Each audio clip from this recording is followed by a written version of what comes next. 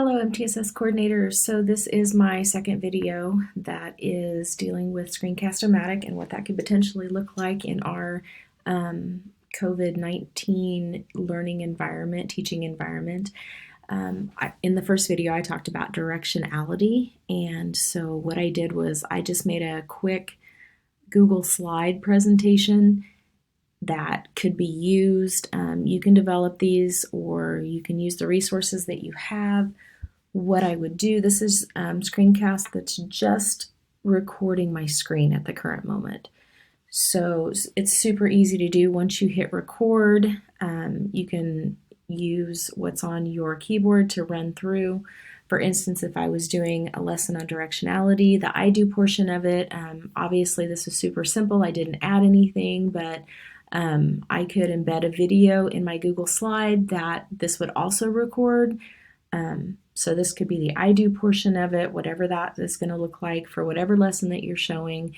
I'm just scrolling through the presentation, so this would be the we do portion of it, whatever you want that to look like on the screen, and then of course the you do portion of it.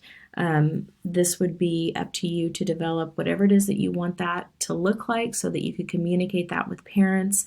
Again, I'm going to upload this to YouTube, and then I can put it onto my Canvas so that parents, if they're working on directionality with their child, they actually have a presentation that they can work on. So this is just another use of Screencast. Super easy to use. I can show you guys if you want at some time, but this would be a really easy way to provide support to our parents, especially K2 when they're learning how to read. You could also do the same thing with older kids. I know that I'm focusing mainly on K2, those are the ones that I worry about, but 3 through 6, you could also do the same thing. Provide a flipped classroom atmosphere where you provide the instruction, you know, those little tips and tricks that teachers have that they tell their kids when they're working on a specific content area, or you can, you know, make a video about that.